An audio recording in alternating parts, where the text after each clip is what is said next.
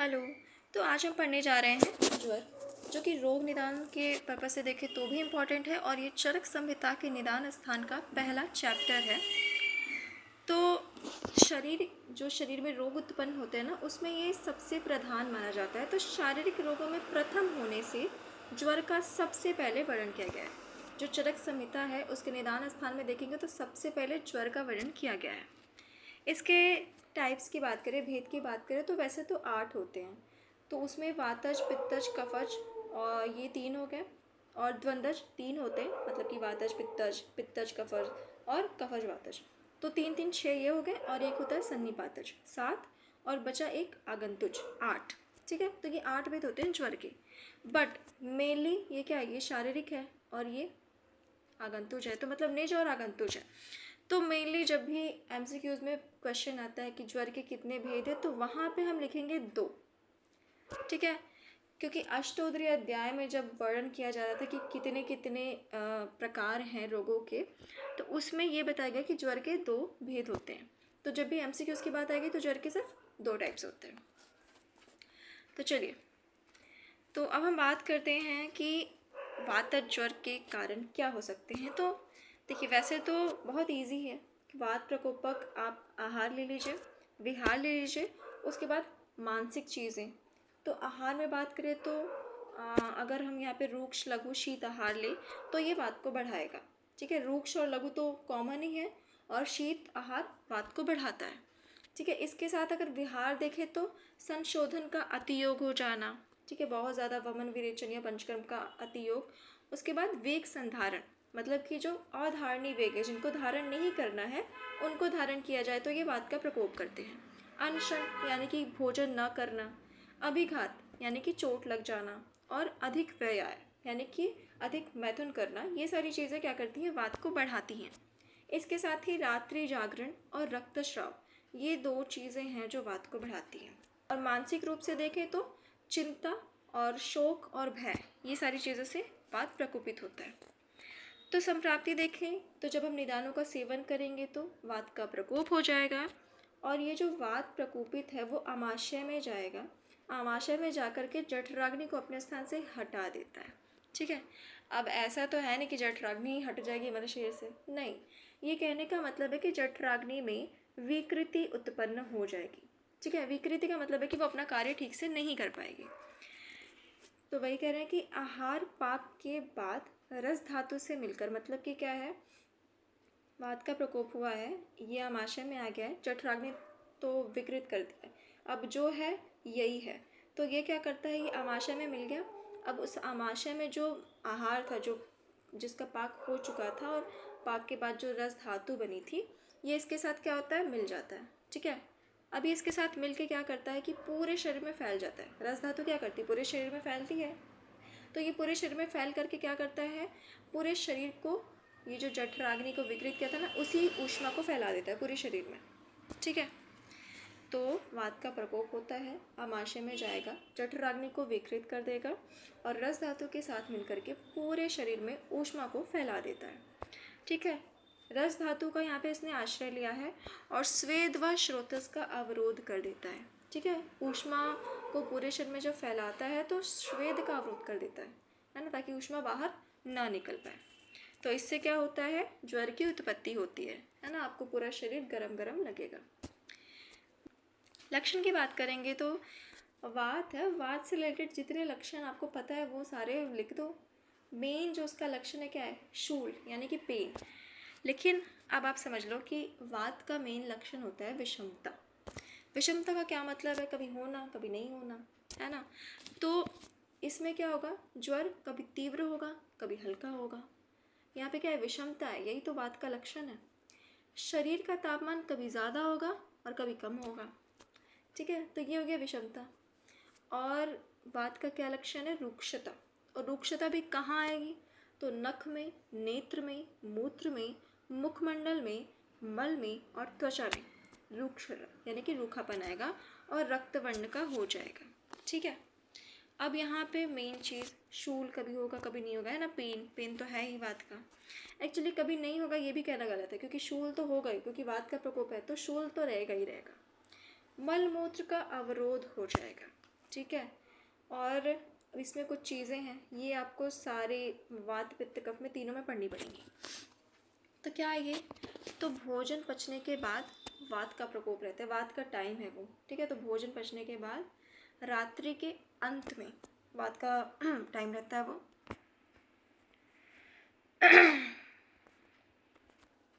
दिन के अंतिम प्रहर में और वर्षा ऋतु में, ये चारों जो है ना वो वात का टाइम है।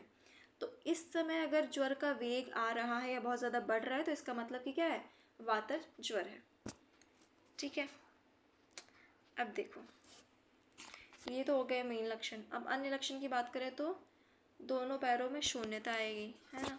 पिंडलियों में ऐठन होगा, पेन होगा कहाँ कहाँ पे, जानु संधि में, और बेसिकली सारे ही जॉइंट्स में पेन होगा। संधियाँ खुल गई हैं ऐसा हमको फील होगा। कटी में यानी कि कमर में, लंग्स में, स्कैपुला में, पीठ, कंधा, ये सारी जगह पे क्या होगा, आपको बहुत ज़्यादा वेदना होगी, शूल होगा। इंद्रियां जो है वो अपना स्वाभाविक कर्म नहीं कर पाएंगी। अरुचि तो उत्पन्न होगी ही क्योंकि जठराग्नि विकृत है। अब ये कुछ चीज़ें हैं। मुख का स्वाद वातज में कैसा रहेगा, तिक्त रहेगा, ठीक है। अब तिक्त और कटु में कंफ्यूज नहीं होना है। मुख का स्वाद वात में कैसा रहेगा, तिक्त रहेगा, ठीक है। मन दुखी रहता है, तालु और कंठ सूखा रहता है। ऊष्मा की अभिलाषा जो है, अब यहाँ पे देखिए ये भी थोड़ा सा इम्पोर्टेंट है। वातज में उष्ण की अभिलाषा होती है क्योंकि वात का गुण क्या है, शीत है, और कफ का गुण भी शीत है। तो वात और कफ में जो है उष्ण की अभिलाषा होती है। सिर्फ पित्त ऐसा ज्वर है जिसमें हमको शीत की अभिलाषा होती है, मतलब कि ठंडा खाने का मन करेगा, ठीक है। तो चलिए, ये सारी चीज़ें हैं। अब बात करें पित्त ज्वर के निदान की, तो आहार की बात करें तो उष्ण, खट्टा, लवण, क्षार, कटु आदि भोजन, ठीक है। और अजीर्ण में अगर आप भोजन कर लें, मतलब खाना पचा नहीं है और आप भोजन कर लें फर्दर, तो ये सारी चीज़ें पित्त को बढ़ाएंगी। उसके बाद विहार की बात करें तो भोजन के बाद अगर आप परिश्रम कर रहे हैं, है ना, काम कर रहे हैं, तो वो क्या हो रहा है, जठराग्नि को विकृत तो कर रहे हैं, आप अग्नि को विकृत कर रहे हैं।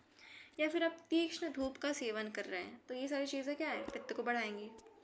क्रोध जो है वो पित्त को बढ़ाता है। तो ये हमारे क्या हो गए, निदान हो गए। तो इन निदानों के सेवन से फर्दर क्या हो गया, पित्त का प्रकोप होगा। अब ये पित्त क्या करेगा, अग्नि को नष्ट कर देगा, ठीक है। मतलब कि वही चीज़ आमाशय में पहुंच करके जठराग्नि को विकृत कर देगा, और वही सेम प्रोसेस करेगा। पहले तो श्वेद व श्रोतस का अवरोध कर देगा, और फिर रस धातु का आश्रय लेकर के पूरे शरीर में ऊष्मा को फैला देगा और पित्त ज्वर को उत्पन्न करेगा, ठीक है। वही चीज़ है, बस प्रकोप पित्त का करना है। लक्षण, अब इस पर देखो कैसा लक्षण रहेगा, तो तीव्र तापमान रहेगा, हाई ग्रेड फीवर कहते हैं ना, वैसा एकदम तीव्र। कुछ ऐसा नहीं कि कभी होगा कभी नहीं होगा, नहीं, एकदम तीव्र रहेगा। अब इसमें ये 4 टाइम अलग है। उसमें क्या था, भोजन पचने के बाद वात का प्रकोप होता है। अब यहाँ पे क्या है, भोजन के पचने के टाइम, पचने के समय, है ना। भोजन पचाने का काम किसका होता है, अग्नि का, यानी कि पित्त का। तो भोजन पचने के समय पित्त का टाइम है, दोपहर में यानी कि मध्याह्न में, आधी रात में पित्त का टाइम है, और शरद ऋतु में। ये चारों टाइम अगर ज्वर बढ़ रहा है तो मतलब पित्त ज्वर है, ठीक है। अब देखो ये सारे लक्षण हैं कि तृष्णा, भ्रम, मूर्छा, अरुचि, अतिसार, वमन, ठीक है। लेकिन अतिसार वमन जो है वो कैसा हो, दाह युक्त हो। अब देखो अरुचि है, मतलब कि खाने का मन नहीं है, फिर भी अगर आप खा लें तो क्या होगा, या तो उल्टी हो जाएगा या तो अतिसार हो जाएगा, ठीक है। और वो भी कैसा होगा, दाह युक्त होगा। अब इसमें मुख का स्वाद कटु है। अब देखो वात वाले में तिक्त था, ठीक है, वात वाले में क्या था, तिक्त था, इसमें कटु है। याद कैसे करना है, तो अगर आप देखो तो पित्त को बढ़ाने वाले जो रस होते हैं वो कौन कौन से होते हैं, तो कटु, अम्ल, लवण होते हैं। तो पहला हमारा कटु ही होता है, पित्त को बढ़ाता है। तो इसीलिए हम इससे याद रख सकते हैं कि पित्तज ज्वर में जो हमारा मुख का स्वाद होगा वो कटु होगा। तो बचा क्या, तिक्त, तो तिक्त वाला बाद में चला जाएगा, ठीक है। शरीर में रक्त वर्ण के चकत्ते पड़ते हैं और त्वचा का रंग हरा या पीला हो जाएगा। अब देखो यहाँ पे क्या आ गया, शीत की अभिलाषा होगी, ठीक है। तो ये हमारा पित्त ज्वर। अब कफज ज्वर का निदान देखें तो कैसा होगा, स्निग्ध, गुरु, मधुर, पिच्छल, शीतल, खट्टा इसमें भी है क्योंकि मधुर, अम्ल, अम्ल जो है वो कफ को भी बढ़ाता है और अम्ल जो है वो पित्त को भी बढ़ाता है। तो खट्टा और नमकीन इसमें भी है, ठीक है। तो ये सारी चीज़ें कफ का प्रकोप करेंगी। या फिर अधिक भोजन करना, बहुत ज़्यादा भोजन करना। ठीक है, विहार की बात करें तो दिन में सोना। अब देखो, रात्रि जागरण से वात का प्रकोप हो रहा था और दिवाशयन से कफ का प्रकोप हो रहा है। परिश्रम न करना और अति प्रसन्नता, ये मानसिक है। अति प्रसन्नता क्या करेगा? कफ को प्रकोपित करेगा। संप्राप्ति वही सेम है। ठीक है, मतलब वो कफ को प्रकोपित करेगा, फिर वो आमाशय में जाएगा, फिर वो क्या करेगा? स्वेद व स्रोतस का अवरोध कर देगा, फिर क्या करेगा? रसधातु का आश्रय लेगा और पूरे शरीर में क्या करेगा? ऊष्मा को फैला देगा। ठीक है, अब बात करें लक्षण की, तो मुख का स्वाद मधुर हो जाएगा। इजी है ना। और उसके बाद भोजन करते समय प्रातः काल में, रात्रि के प्रथम प्रहर में, ठीक है, अंतिम में वात है और रात्रि के द्वितीय में पित्त है और रात्रि के प्रथम प्रहर में क्या है? कफ का टाइम है। और बसंत ऋतु में इस समय अगर बढ़ रहा है आपका ज्वर तो वो क्या है? कफज ज्वर है। ये हो गया। अब अगर आपको ज्वर के साथ श्वास, खांस और प्रतिशय की प्रॉब्लम है तो इसका मतलब कि वो कफज है। अरुचि, अग्निमांद, गौरव यानी कि गुरुता, श्वेत वर्ण का होना है ना शरीर का, और शीतता होना, ये सारे क्या है? कफज लक्षण है। उसके बाद एक और मेन लक्षण आता है हृदय उपलेप, मतलब कि हार्ट पर, हृदय पर क्या होता है कि ऐसा फील होता है हमें कि किसी वस्तु का लेप कर दिया गया हो। ठीक है, उसके बाद क्या है? शीत पीड़िकाएँ होंगी, मतलब ऐसी पीड़िकाएँ होंगी जिसमें पेन या फिर बर्निंग सेंसेशन नहीं होगा, बस वो पीड़िकाएँ होंगी। इसमें भी सेम है वात की तरह, उष्ण अभिलाषा होगी और वमन है ना, कफ का ही तो लक्षण है वमन। अब देखो, तीनों लक्षणों में उपशय अनुपशय से लाभ होता है। ये तो नॉर्मल सी बात है कि अगर आप उपशय करते हैं यानी कि जो पथ्य है रोग के लिए तो आपको लाभ होगा, और अगर आप अपथ्य यानी कि अनुपशय का सेवन करेंगे तो रोग को बढ़ाएगा। ठीक है, द्वंद्वज और सन्निपातज की बात करें तो वो उसके अकॉर्डिंग, जैसे द्वंद्वज में अगर वातज पित्तज है तो वो मिक्स लक्षण आप लिख लो, सन्निपातज में तीनों के मिक्स हो जाएंगे। ठीक है, ऐसे होगा। अब देखो, अब आता है आगंतुज ज्वर। तो आगंतुज में भी फर्दर 4 टाइप्स होते हैं, अभिघातज, अभिशंगज, अभिचारज और अभिशापज। अब देखो, अभिघात का मतलब होता है चोट लगना। तो किसी भी टाइप से अगर आपको चोट लगती है और फिर फीवर आता है तो अभिघातज ज्वर है। उसके बाद आप देखो अभिशाप, शाप का मतलब क्या? श्राप मिल रहा है। तो ब्राह्मण से गुरु वृद्ध के द्वारा निकला अनिष्ट शाप या कथन, ठीक है, उसने आपको कुछ बुरा बोल दिया, श्राप दे दिया है, उसके द्वारा आप बीमार पड़ रहे हैं, ज्वर हुआ है, तो वो अभिशापज ज्वर है। तो ये दोनों तो हो गया क्लियर। अब देखो अभिशंग, अभिशंग में क्या होता है ना कि जो भी आप काम, क्रोध, लोभ, मोह, शोक, इनके संसर्ग से होता है, मतलब ये सारी चीज़ें आपके मन में है और इसके द्वारा आपको अगर ज्वर हो रहा है तो वो क्या है? अभिशंगज है। और अभिचारज में क्या होता है? जब आप वैदिक या तांत्रिक मंत्रों द्वारा कोई, मतलब आपको कुछ क्रियाओं का प्रयोग कर रहे हैं, जैसे कि मारण या मोहन के लिए, है ना, किसी को पाने के लिए, किसी को मारने के लिए, उससे जो ज्वर उत्पन्न होता है दैट इज अभिचारज ज्वर। तो बेसिकली इन 4 कारणों से तो उत्पन्न होता ही है और उसको हम लोग आगंतुक ज्वर कहते हैं। लेकिन जब ये ज्वर उत्पन्न हो जाता है तो उसके बाद फिर वो किसी न किसी दोष से मिल जाता है तो वो वैसा ही लक्षण शो करने लगता है। वात के साथ मिलेगा तो वातज, पित्त के साथ मिलेगा तो पित्तज और कफ के साथ मिलेगा तो कफज। अब आता है एक इम्पॉर्टेंट टर्म कि निज और आगंतुज में क्या अंतर है। तो देखो, निज में क्या होता है कि मिथ्या आहार विहार से होता है, क्योंकि शरीर की बात है, शरीर के अंदर हो रहा है, निज मतलब अपने अंदर हो रहा है, तो मिथ्या आहार विहार से। आगंतुज मतलब जैसे कि हमने ऊपर 4 कारण पढ़े ना, उन्हीं 4 कारणों से ही होता है। उसके बाद क्या है? शरीर में दोष पहले कुपित होता है। इसमें क्या है?